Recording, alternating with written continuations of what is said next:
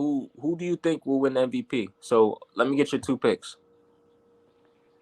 First off, the favorite, the favorite to be is the favorite that is always going to be, for as long as he's in the NBA. I mean, for the past 3 seasons, I want to say he's been the NBA's odds-on favorite to win the award, Luka Doncic. But I think Joel Embiid will win the award. That's the list, the nature of my list. So the favorite is Luka Doncic, and who I think will win the award is Joel Embiid. Um, the favorite is Luka Doncic for me as well, and who I think will win the award is Luka Doncic. But if I had to pick someone else,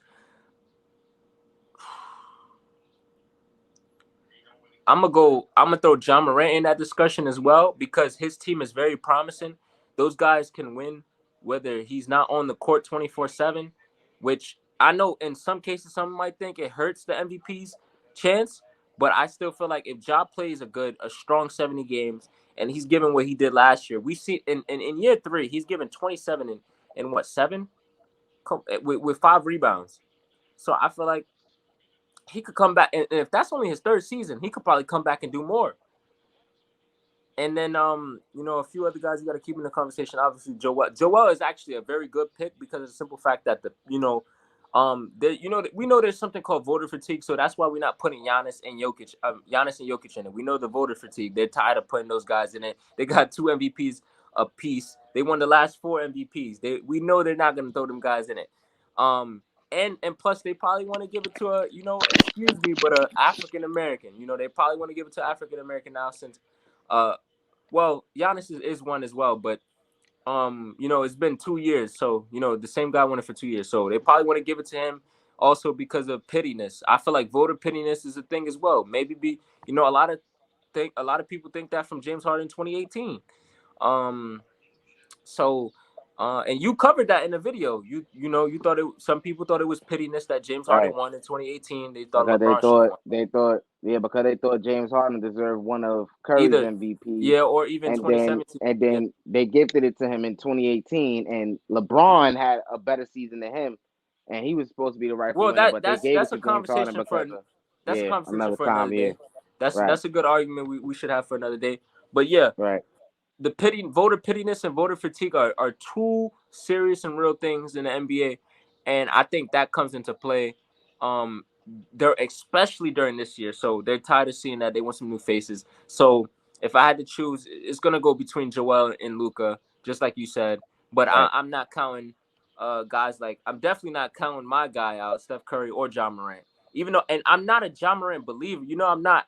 It's not that I'm not a believer, but I don't like how people overrate that guy, and you know how I feel about that. Sometimes they try to call him a top 10 player this season, which is, it's kind of absurd.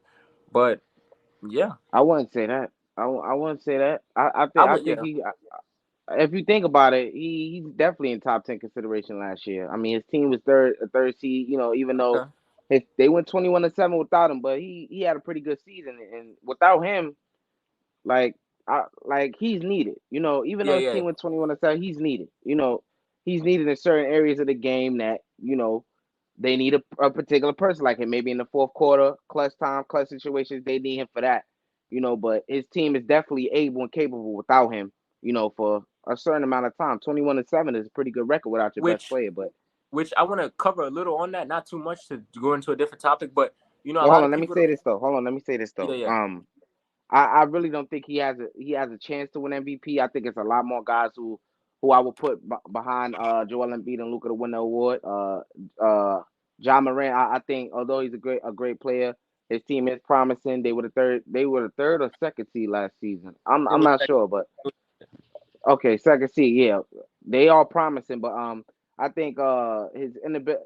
The only thing that worries me about him is his ability to stay healthy, and I don't. It's the guys that he's going up against to win the award. It's hard for me to see him get the award over them. Giannis, uh, uh, Luca, Joel Embiid. I mean, we not throwing Jokic in there because we know he ain't winning no third straight MVP, bro.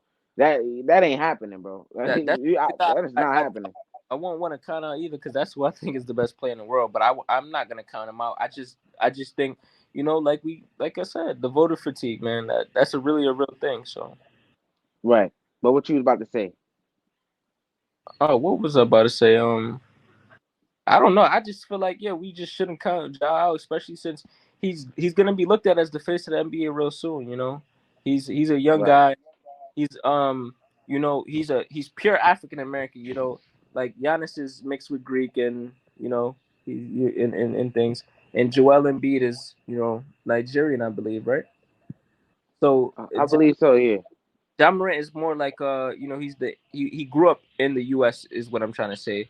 So he is a fresh face, is new. That's why I got to throw him in that category in that situation. So I'm just not gonna put him down, especially like since he's second seed in his third year, man, and he dropped the Warriors. They didn't have like they didn't have no plan to stop this guy. I'm watching it. Watching this guy's really a problem. Ja Morant really is a problem, and I think he's here to stay. And let's see. Right. Yeah. So I got Joel Embiid winning MVP, and you got. I got Luka Doncic.